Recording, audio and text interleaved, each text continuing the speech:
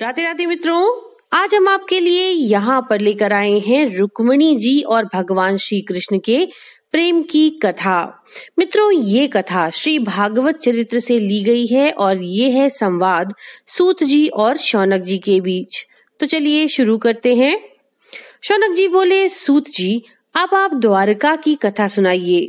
वहां जाकर भगवान ने कितने विवाह किए और उनके कितने पुत्र हुए। ये सुनकर के हंसते हुए सूत जी बोले, महाराज अब उनके विवाहों को कहाँ तक गिनाऊं। हाँ, उनके जो मुख्य 8 विवाह हुए हैं उनमें से प्रथम विवाह की कथा आपको सुनाता हूँ। विदर्भ देश के राजा भीष्मक के 5 पुत्र थे। उनमें रुक्मी सबसे बड़ा था। उसकी बहन रुक्मिणी लक्ष्मी जी का अंशावतार थी, जिसके कारण उसने श्रीहरि से युद्ध किया। एक बार नारद आदि मुनियों ने महाराज भीष्मक के यहाँ कुंडनपुर जाकर के प्रसंगवश श्री कृष्ण के रूप, सौंदर्य एवं पराक्रमादि की बड़ी प्रशंसा की। श्री कृष्ण की बड़ाई सुनकर रुक्मिणी अब अपने हृदय में उन्हीं की उपासना करने लगी। इधर श्री हरि ने भी मन ही मन रुक्मिणी को अंगीकार करने का विचार करके ये निश्चय कर लिया कि अपनी प्रिया को मैं चाहे जिस किसी भी प्रकार से होगा अवश्य अपने घर लेकर आऊंगा। रुक्मिणी के माता पिता तो श्रीहरि के साथ विवाह करने को पहले से ही सहमत थे, क्योंकि वे ये जानते थे कि श्रीहरि के साथ विवाह हो जाने पर संसार में हमारा यश भी फैल जाएगा। परंतु श्री कृष्ण से द्वेष रखने के कारण रुक्मिणी ने पहले से ही शिशुपाल के साथ सगाई कर दी थी। अपने भाई द्वारा शिशुपाल के साथ सगाई किए जाने की यह बात सुनकर रुक्मिणी अत्यंत दुखी होकर घबरा उठी। अंत में उन्होंने एक विश्वास पात्र वृद्ध ब्राह्मण को बुलवाकर उनसे अपनी सारी व्यथा बता दी और श्याम सुंदर को लिखी हुई अपनी प्रेम पाती उन ब्राह्मण को दे दी। उसने वह पत्र श्याम सुंदर के पास पहुंचा देने के लिए उन ब्राह्मण के चरणों में प्रणाम करके उनसे बड़ी प्रार्थना की। रुक्मिणी के पत्र को लेकर विप्रदेव तुरंत ही द्वारिका की ओर चल पड़े। प्रभु ने उनके पथ की सारी परेशानियां दूर कर दी। कुंडनपुर से थोड़ा आगे बढ़ते ही ब्राह्मण देवता थकाव मिटाने के लिए एक वृक्ष के नीचे बैठ गए। वृद्ध तो थे ही, बैठते ही नींद आ गई। उधर भगवान ने सोचा कि ये इसी प्रकार चलेंगे तो 1 वर्ष लगा देंगे। अतः उन्होंने योग माया को आज्ञा देकर उन्हें द्वारका के एक उपवन में रखवा दिया। जगने पर पता चला कि वे द्वारका में भगवान के महलों के उपवन में ही हैं। वहां से वे भगवान के महलों में पहुंच गए।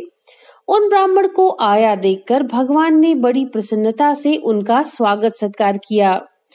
उन विप्रवर की यथोचित पूजा करके भगवान ने उन्हें बड़े प्रेम से विविध भांति के छहो रस वाले भोजन करवाए। भोजन के बाद एक अत्यंत सुखदायी शैया पर उनके विश्राम करने की व्यवस्था कर दी।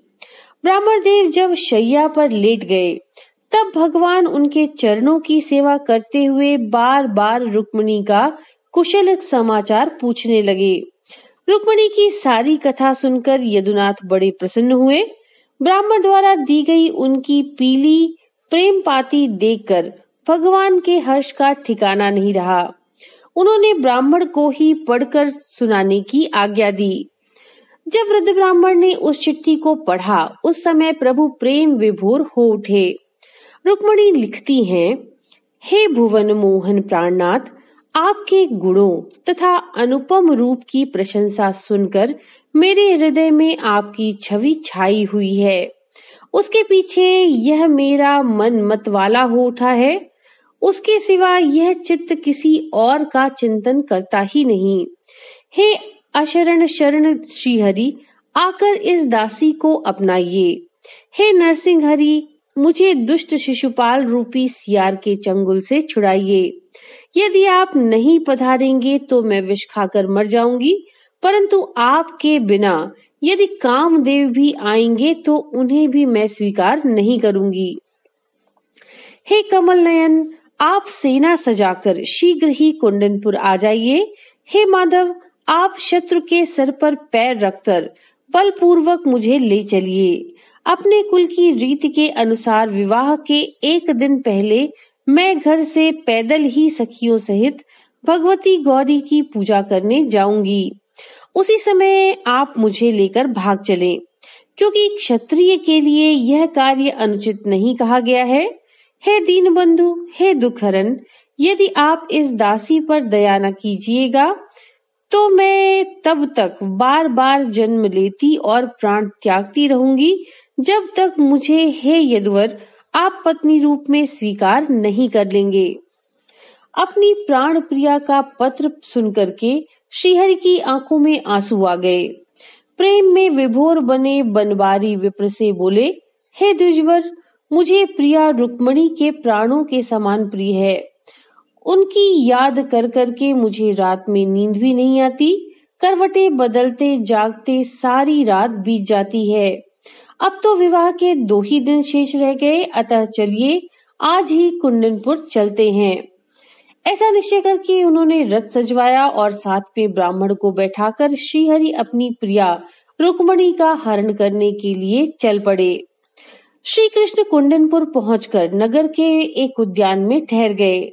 इधर बड़े धूमधाम से चेदी राजकुमार शिशुपाल की बहुत बड़ी बारात भी कुंडनपुर में आ गई। महाराज भीष्मक ने उन्हें जनवासा दिया।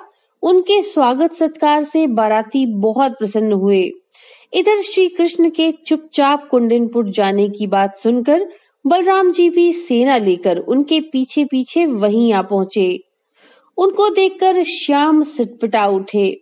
बलराम ने पहुंचते ही हंसते हुए हर की मीठी चुटकियां ली। बलदाऊ जी कहने लगे, अरे भैया, तुझे विवाह ही करना था तो हमें कह देता, हम मना थोड़ी करते। यूं अकेले ही अकेले चोरों की भांति चुपके चुपके विवाह के लिए भागाना क्या तुम्हारे लिए उचित है? फिर भगवान ने चुपके से ब्राह्मण को रुक्मणी से सब समाचार जाकर कह देने की आज्ञा दी। श्रीहरि की आज्ञा को स्वीकार कर ब्राह्मण देवता रुक्मणी जी से समाचार कहने अंतःपुर में पहुंच गए। वृद्ध ब्राह्मण को बड़ी प्रसन्नता से चले आते देखकर राजकुमारी का मन खिल उठा। ब्राह्मण से सारा समाचार सुनकर राजकुमारी के हर्ष का ठिकाना नहीं रहा। उन्होंने ब्राह्मण देवता के प्रति अपनी कृतज्ञता प्रकट करते हुए अपने आंसुओं की माला ही उन्हें अर्पित कर दी। रुक्मणी जी का मन ब्राह्मण देवता के प्रति एक ओर कृतज्ञता से भर रहा था, दूसरी ओर प्रियतम के आगमन के हर्षातिरेक में उनकी आंखों में जो प्रेम के आंसू भर आए थे, वे ब्राह्मण को नमस्कार करने के लिए रुक्मणी जी के झुकते ही माला के गिरते हुए मोतियों की भांति पृथ्वी पर टप टप गिरने लगे, मानो राजकुमारी ने उन्हें अपने आंसुओं की माला ही अर्पित कर दी हो। श्री कृष्ण और बलराम का भी आगमन सुनकर राजा भीष्मक चकित हो उठे। ऐसे मंगलोत्सव पर बिना बुलाए ही उन दोनों को आया हुआ जानकर राजा ने अतिथि समझकर उनका स्वागत किया और उन्हें आदर पूर्वक राजमहल में ले गए। राजा ने बलराम तथा श्री कृष्ण का यथा योग्य स्वागत सत्कार करके उनके समस्त सैनिकों को भी सुख पूर्वक ठहराया। जब नगर के नर नारियों ने सुना कि इस विवाह में श्री कृष्णचंद्र भी पधारे हुए हैं, तब सभी उनके दर्शनों के लिए दौड़ पड़े।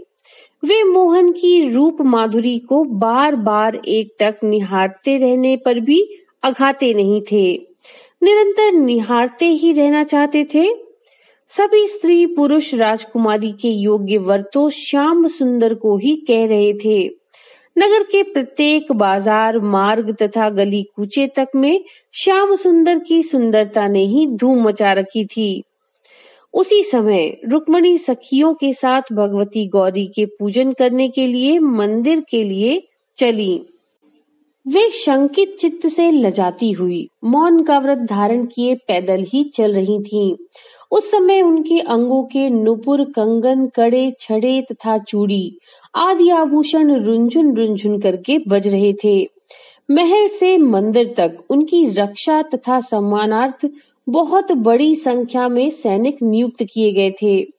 इसके साथ ही साथ बहुत से शूरवीर राज सैनिक शस्त्र लिए उनके आगे पीछे चल रहे थे। मंदिर में पहुंचकर राजकुमारी ने धूप दीप आदि से प्रेम पूर्वक देवी का पूजन किया। अनेक प्रकार के उपहार नैवेद्य आदि भगवती अंबिका को अर्पित किया। भगवती अंबिका की यथोचित यथाशक्ति पूजा करके उनके प्रसाद को अपने सर पर चढ़ाकर कुमारी ने देवी से प्रार्थना की, हे अंबिका माता, श्री कृष्ण ही मेरे पति हो। देवी ने उन्हें शुभाशीष दिया। रुक्मिणी देवी के मंदिर से निकलकर इधर उधर देखती हुई श्री कृष्ण को निहारने लगी। उनकी उस समय की शोभा का वर्णन नहीं किया जा सकता।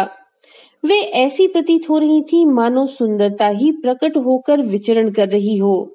उनका सुंदरता, शील, आयु और विनम्रता देखकर वहां के सभी चेतन प्राणी अचेत जड़ बन गए। राजकुमारी की उस सौंदर्य राशि को देखते ही रथ, हाथी, घोड़ों आदि वाहनों पर चढ़े हुए वहां उपस्थित बड़े बड़े कामी नरपति मोहित और बेहोश होकर धरती पर आ गिरे।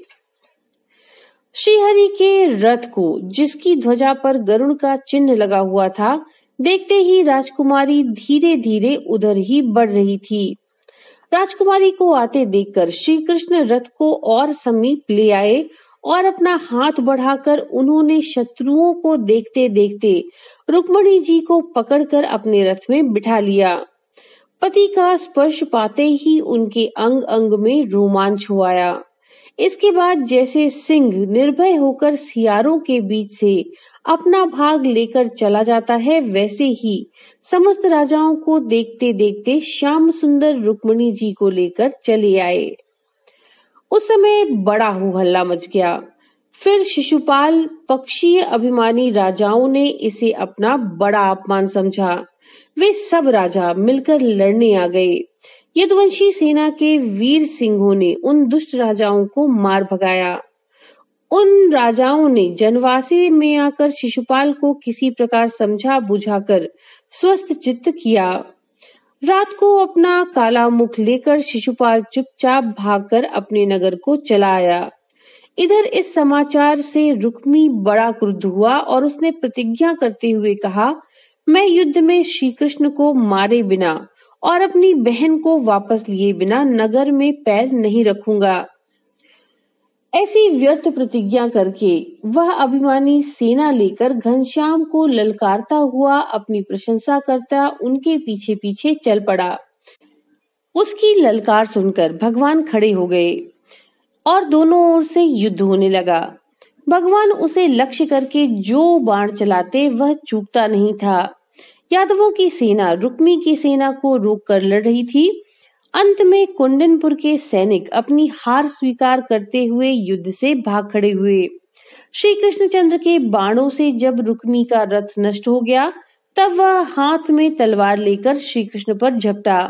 वे भी बड़े वेग के साथ हाथ में तलवार लिए रथ से कूदे और उसे पकड़कर मार डालना चाहा। वनमाली को अपने भाई का वध करते देख रुक्मिणी उनके चरणों में गिरकर कांपती हुई विनीत वाणी से बोली, हे नाथ, मैं आपकी शरण में हूँ, आप मेरे भाई का वध मत कीजिए। तब अपनी प्रिया की बात मानकर प्रभु ने रुक्मी का वध नहीं किया।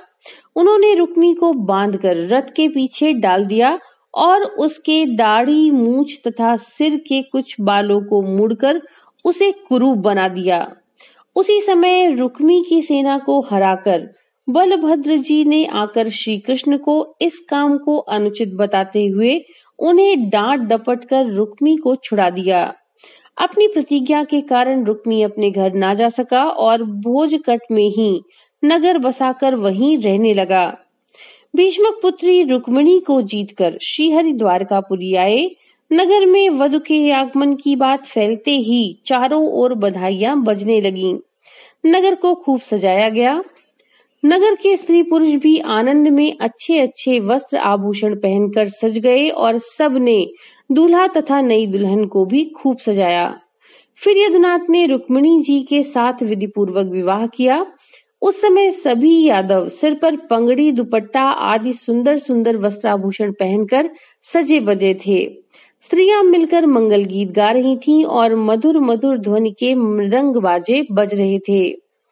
एक सुंदर सा विवाह मंडप बनाया गया और उसे खूब सजाया गया। उसी के नीचे वर तथा वधू को बिठाया गया।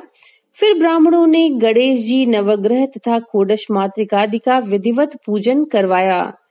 वर वधू दोनों ने अग्नि की प्रदक्षिणा करके भावर देकर अग्नि में हवन किया। हवन के पश्चात वधू का कर वर के हाथ में रखा गया और उसमें महाराजा भीष्मक के छोटे पुत्र रुक्माली ने धान की खीलें दी। फिर धान की खीलों से लाजा होम हुआ। उसी बीच भगवान ने रुक्मिणी जी की मांग में सिंदूर भरा और अनेक प्रकार के नेग जोग सब पूरे किए। फिर पलगाचार तथा चतुर्थी कर्म पूरे किए गए। इस प्रकार श्री रुक्मिणी जी के साथ श्याम सुंदर का विवाह विधिवत संपन्न हुआ। तो मित्रों, ये थी रुक्मिणी विवाह की कथा। नमो नारायण।